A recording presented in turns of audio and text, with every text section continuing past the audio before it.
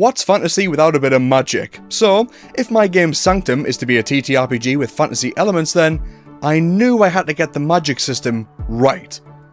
And let me tell you, it's been quite the headache. Hello everyone and welcome to Dungeon Bits, and today I'll be talking about my journey of designing my magic system, but also providing a bit of a story to prove that if you are a creator, you truly have to trust the process and yourself. Now, I've seen a lot of people say that the games we play have magic systems that feel very formulaic. There are points and slots and they run out and nothing really happens.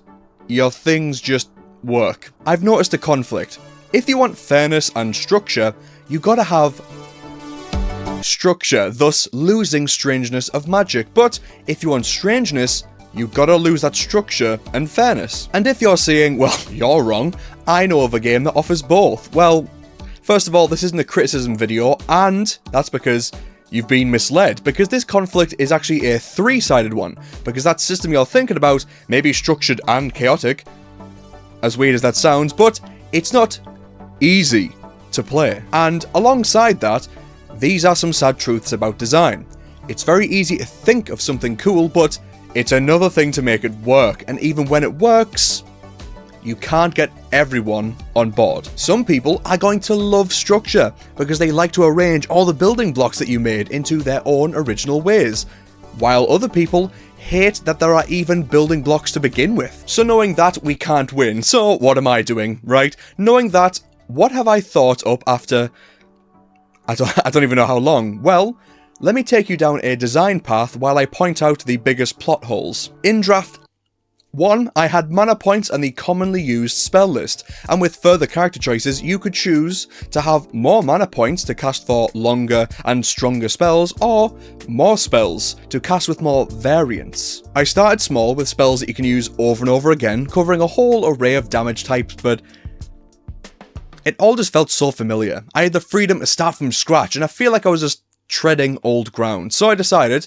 I was going to keep this idea for a classless TTRPG I want to make, and kept going. Version 2 came when I decided that I wanted casters to fill a niche. I don't want the illusionist to become the guy who can do illusions, heal, tank, and destroy, but I also wanted spells that weren't fixed things that did only like one thing. So I decided to take inspiration from a class I made called the Spiritualist, who could create their own spells by taking a spell from the spell list and adding an effect onto it. So you'd make a spell called Vile Reverence, but it was actually just Blight plus the effect of knocking someone prone by kneeling. Let there be light.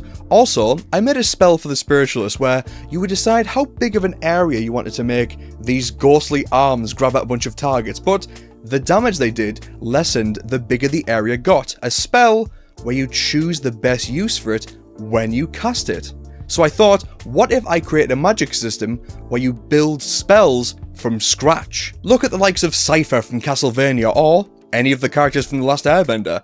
Cypher doesn't use Firebolt and Ice Knife every turn. She uses her elemental magic to fly, create barriers and platforms, and the elemental benders don't just use one of their 4 elemental disciplines. So, your character would pick a few base thorns, and with that slim collection, you could shape spells live at the table. You could even name them, write them down, and keep how they were casted for later. Let's say you start with the fire-based thorn. You then choose, do I want to shoot a bolt, make a ball or a wall, and how much do I want it to hurt? You would then spend points to make the spell happen. Here we are again with slots and points. They tick down to nothing where there is no consequence. It didn't fit the story I wanted to tell, so I decided to make the lore behind magic stronger, which is a task when making it for a game rather than like a book. How about, in ways that fit with the lore, which I'll talk about soon, you make a spell, and depending on how many points you spend to make it, you have to make a roll over the cost of the spell, and if you don't roll over, you take on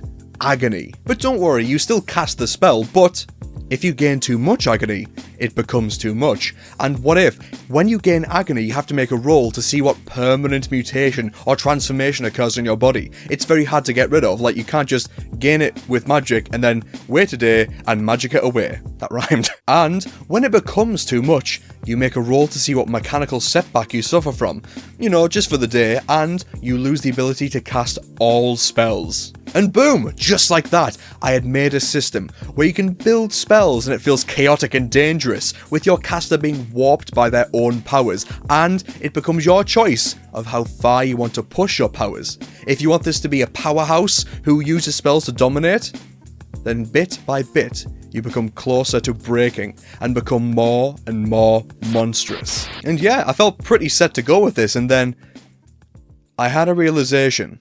One that almost convinced me to scrap magic altogether, in the aim to make a fluid system and make it balanced while still having the freedom to cast.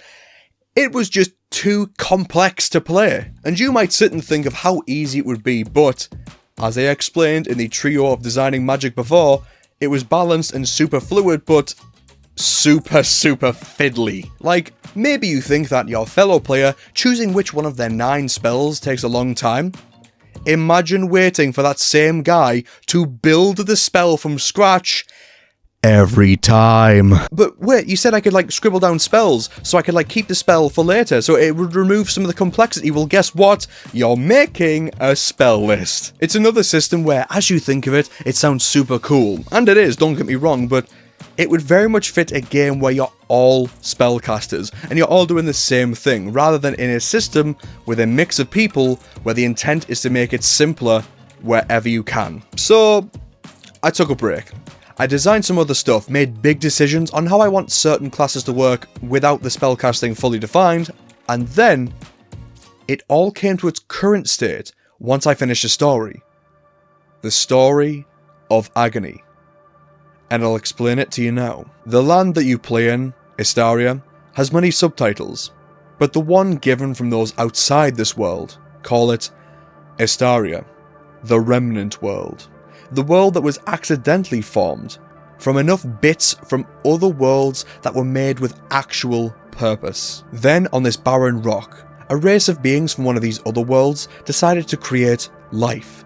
The first humanoids, who survived the threats from outside by being shown how to make huts and spears, but when there were greater monsters that lurked outside their huts, the humanoids were given a more wondrous gift. These beings who had created them could create with their inner power, and in a way that is not known, the blood of their creations, the humanoids, were infused with iron, a metal, and with that, their creations could glimmer with them. Humanoids now possessed magic, but what they didn't see was that every time they casted, something happened. They were not aware of the laws of alchemy that nearly everything in this universe obeys. Equivalent exchange. And in order to give magic to humanoids, these creators had to destroy their own form. These creators who spawned humanoids to look exactly like them had warped their beautiful forms into horned, red-skinned monsters, because they had no vanity, only love for their children. Their cost was their own physical forms that only humanoids now embodied. Then the humanoids saw what their creators had become, what each casting of their spells was still doing. So they met them with scorn, and instead, with their magic and great belief, they conjured their own beings into existence, and called them gods. Enraged that their love had been used and crushed, like God saying to Eve that childbirth shall bring you pain, these creators cut ties and said that if you want to use our gift, it will cause you the agony that we felt.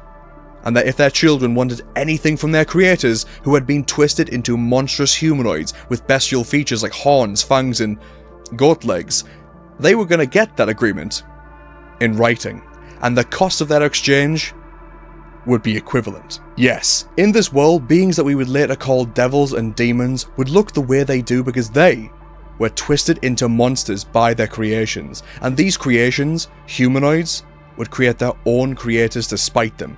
Which is also why angelic beings look so odd in this game.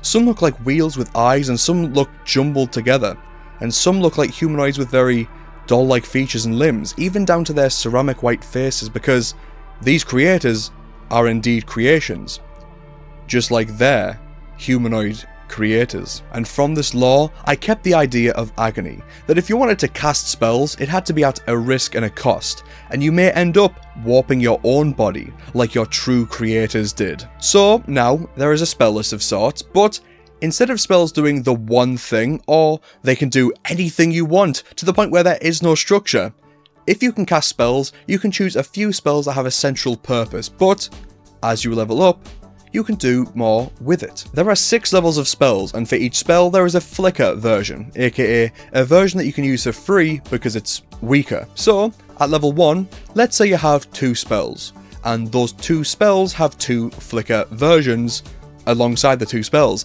and how the Agony comes into it is that when you cast a spell, you have to roll a d6, and try to roll over the potency of the spell. So at level 1, you have your 2 spells that can only be casted at level 1. When you roll a d6, you just have to not roll a 1, and you can cast a spell over and over again without issue. But if you roll a 1, you take Agony, which means you have to roll on a table to decide what mutation you suffer from, and there are 6 tables with 6 levels of spells. As you get higher level, you can cast spells at level 2, 3, 4, 5, and 6, but when you do, this means you have to roll over higher numbers with your d6, suffering harsher mutations if you fail, and taking Agony as you do so. But wait, hang on. You have to roll over a number on a d6, and one of the levels is 6.